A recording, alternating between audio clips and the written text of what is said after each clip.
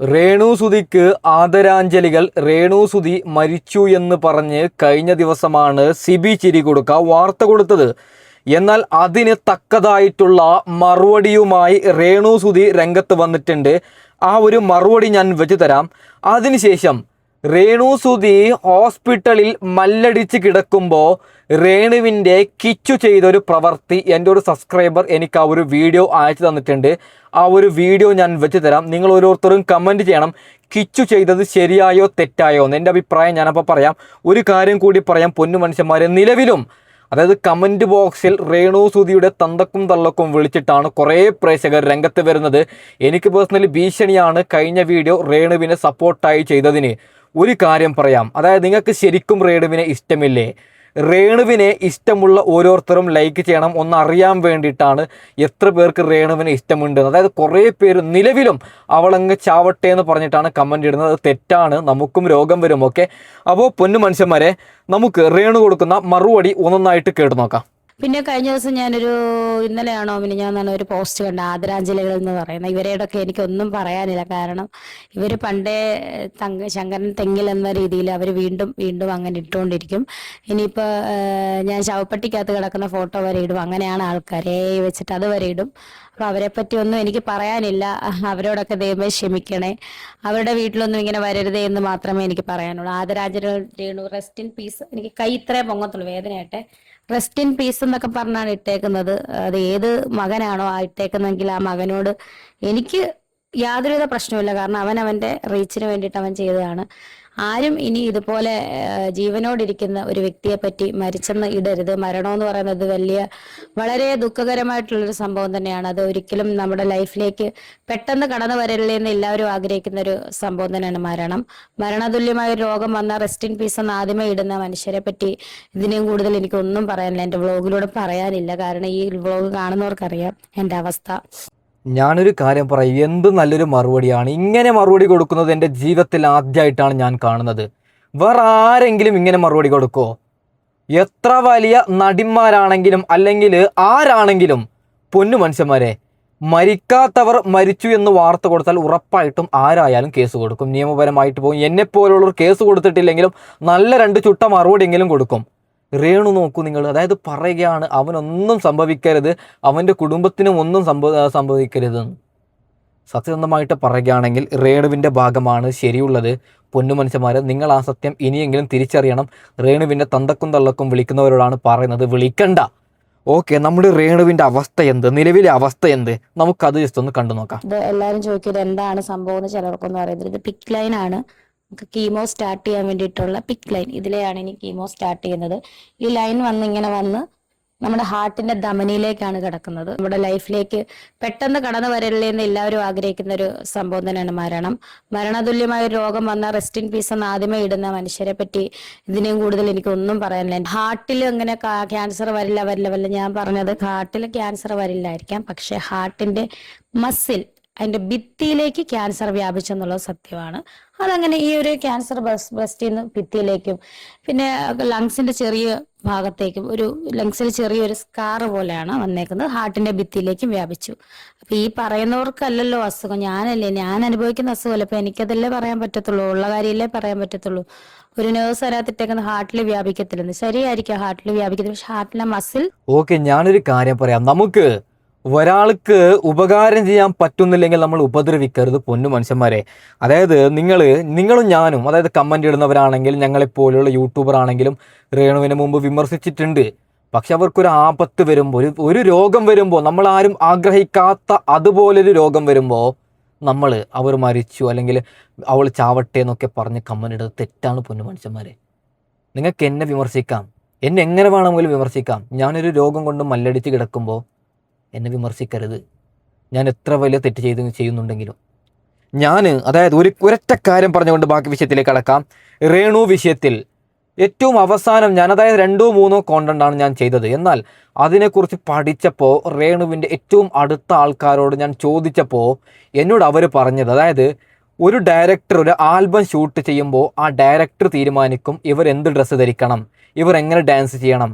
അതായത് എനിക്ക് പറ്റത്തില്ല ഡയറക്ടറെ, നീ പറയുന്ന ഡ്രസ്സ് ധരിക്കാൻ എനിക്ക് പറ്റത്തില്ല എന്ന് പറയുമ്പോൾ ഡയറക്ടർ അവിടെ ഇപ്പോൾ രേണു സുധി അങ്ങനെ പറഞ്ഞാൽ നിങ്ങൾ പറയുന്ന ഡ്രസ്സ് ഞാൻ ധരിക്കാൻ എനിക്ക് ഇഷ്ടമില്ല എന്ന് പറഞ്ഞാൽ ഡയറക്ടർ പറയും നീ പോയി പണി നോക്ക്, ഞങ്ങൾ വേറെ ആളെ വെക്കാമെന്ന് പറയും.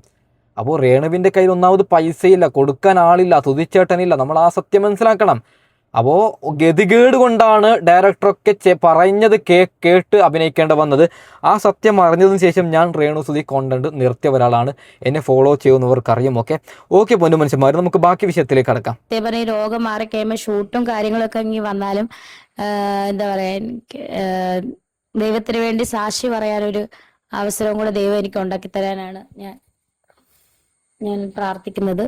അപ്പോൾ പറഞ്ഞത് ഈ കൈ, ഇത് എല്ലാവരും ചോദിക്കുന്നത് എന്താണ് സംഭവം എന്ന് ചിലർക്കൊന്നും അറിയത്തില്ല. ഇത് പിക്ക് ലൈൻ ആണ്. നമുക്ക് കീമോ സ്റ്റാർട്ട് ചെയ്യാൻ വേണ്ടിയിട്ടുള്ള പിക്ക് ലൈൻ. ഇതിലെയാണ് ഇനി കീമോ സ്റ്റാർട്ട് ചെയ്യുന്നത്.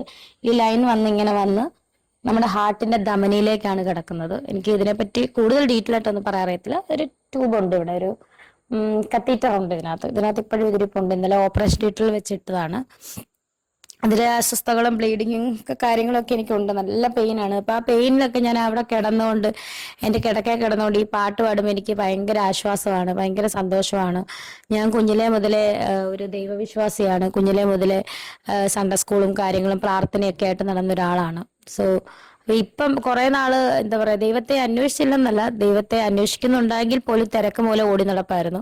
സോ ഇപ്പോൾ ഈ ഒരു രോഗശൈലിയിലായുമ്പോഴാണ് ദൈവത്തെക്കുറിച്ച് കൂടുതൽ എനിക്ക് മനസ്സിലാക്കാനും വീണ്ടും മനസ്സിലാക്കാനും ദൈവം എൻ്റെ അടുത്ത് ഇരിക്കുന്ന പോലെയും, അല്ലെങ്കിൽ എനിക്ക് ആശ്വാസം ഈ ഒരുപാട് പേരുടെ പ്രാർത്ഥന മൂലം തോന്നുന്നത്. ഹിന്ദു എന്നില്ല, മുസ്ലിം എന്നില്ല, ക്രിസ്ത്യൻ എന്നില്ല, വഴിപാടും കാര്യങ്ങളൊക്കെ ഒരുപാട് പേര് ഒറ്റക്കെട്ടായിട്ട് നിന്ന് എനിക്ക് വഴിപാടും കാര്യങ്ങളൊക്കെ ചെയ്യുന്നത് എൻ്റെ ജീവിതത്തിലെ ഏറ്റവും മനോഹരമായ, അല്ലെങ്കിൽ ഏറ്റവും ആശ്വാസപ്രദമായ ഒരു കാര്യം തന്നെയാണ്. ഓക്കെ, രേണു സുധി ഈ പറഞ്ഞത് ശരിയാണ്. അതായത് നമ്മൾ രേണുവിനെ കുറിച്ചിട്ട് കോണ്ടന്റ് ചെയ്യുമ്പോൾ പരമാവധി തെറി കമന്റ് വരുന്നുണ്ടെങ്കിലും, രേണുവിനെതിരായിട്ട് പരമാവധി തെറി വരുന്നുണ്ടെങ്കിലും അതായത് ഒരു 30% ആൾക്കാർ, ചിലർ അതായത് ഭഗവാനെ എത്രയും പെട്ടെന്ന് ശിഫ കൊടുക്കണേ, അതിനുശേഷം ഈ പറയുന്ന അള്ളാഹുവെ എത്രയും പെട്ടെന്ന് രോഗം മാറ്റി കൊടുക്കണേ, പിന്നീട് കർത്താവെ ഏറ്റവും, അങ്ങനെ കുറേ എല്ലാ മതസ്ഥരും രേണുവിന് വേണ്ടി പ്രാർത്ഥിക്കുന്നത് ഞാൻ കണ്ടിട്ടുണ്ട്. രേണുവിനെ ഇഷ്ടമില്ലാത്തവരുടെ ഒരു കാര്യം പറയാം. അതായത് രേണു റിലേറ്റഡ് ആയിട്ടുള്ള വീഡിയോ കാണാതിരിക്കുന്നതാണ് നല്ലത്. നെഗറ്റീവ് കമൻ്റ് ഇടരുത് പൊന്നു മനുഷ്യന്മാരെ. നമ്മൾ ഈ ഭൂമിയിലേക്ക് 1000 വർഷം ജീവിക്കാൻ വിസ അടിച്ച് വന്നവരാണോ? പൊന്നു മനുഷ്യന്മാരെ, ഒരു കാര്യം പറയാം, ഞാൻ ഈ വീഡിയോ ഷൂട്ട് ചെയ്ത് അപ്ലോഡ് ചെയ്യുമോ എന്ന് എനിക്കറിയത്തില്ല. അങ്ങനെയാണ് മനുഷ്യന്മാരുടെ ആയുസ്. അതുകൊണ്ട് പറയുകയാണ്, അതായത് ട്രോളണം, ചിരിക്കണം, എല്ലാം ചെയ്യണം, പക്ഷേ രോഗത്തിലും മരണത്തിലും ഒന്ന് കളിക്കേണ്ട പൊന്നു മനുഷ്യന്മാരെ, അത് വേറെയാണ്. അല്ലെങ്കിൽ ഒരു സിനിമയെ നിങ്ങൾ ട്രോളിക്കോളൂ, അല്ലെങ്കിൽ എന്നെ ട്രോളിക്കോളൂ. ഞാൻ ഡാൻസ് ചെയ്യുന്നു, അല്ലെങ്കിൽ ഞാൻ സ്പീച്ച് ചെയ്യുന്ന എൻ്റെ ലാംഗ്വേജ് ഞാൻ ക്ലിയറായി കൃത്യമായിട്ട് ഞാൻ മലയാളം പറയാൻ എനിക്കറിയത്തില്ല. കാരണം ഞാൻ മംഗലാപുരം ബോർഡറിലുള്ള കാസർഗോഡുകാരനാണ്. അപ്പോൾ എന്നെ എത്രയോ പേര് കളിയാക്കുന്നുണ്ട്.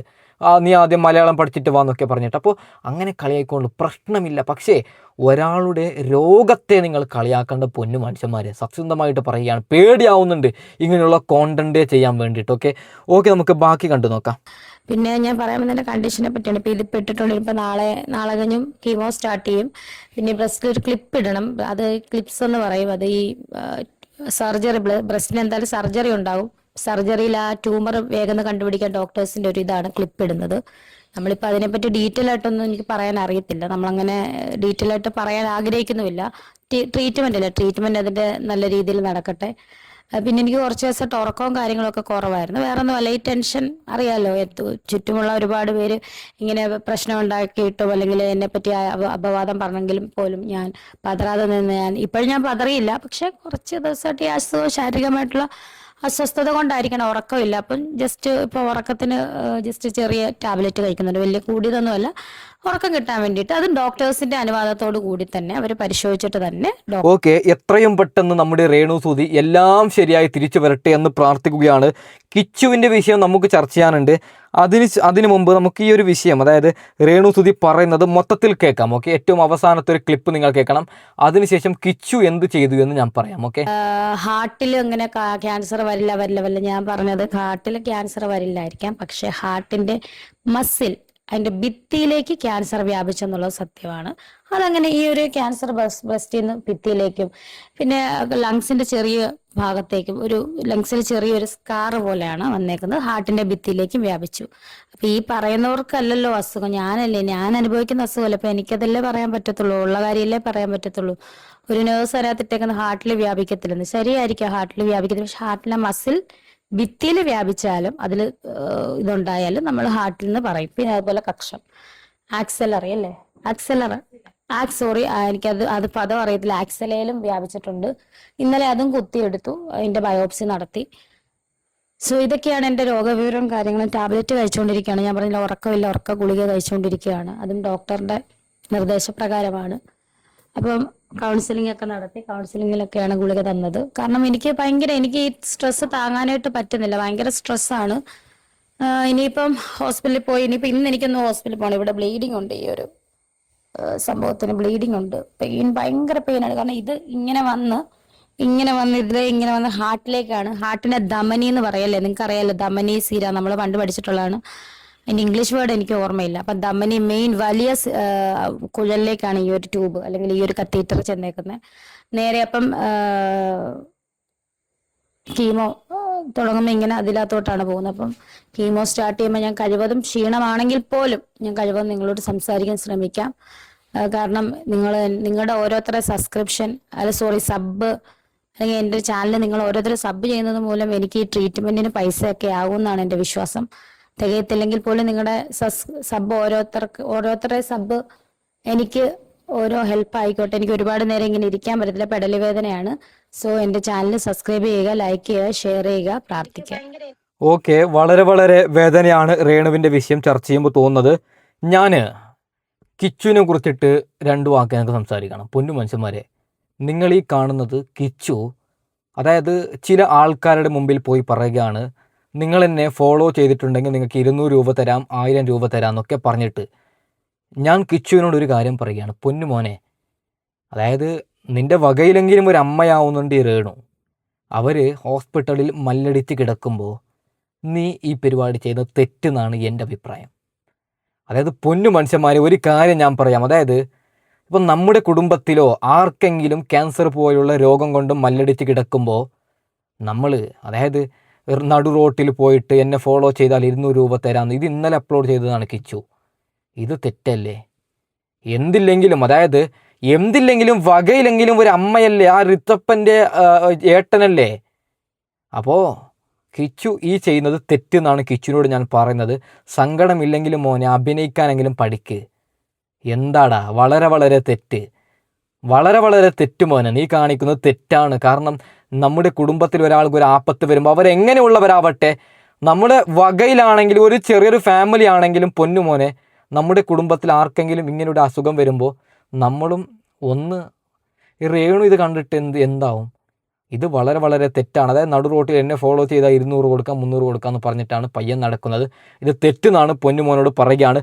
പൊന്നു മനുഷ്യന്മാരെ, തൽക്കാലം ഞാൻ വൈൻഡപ്പ് ചെയ്യുകയാണ്. അടുത്ത വീഡിയോ ഇടം വരാം. Okay, by.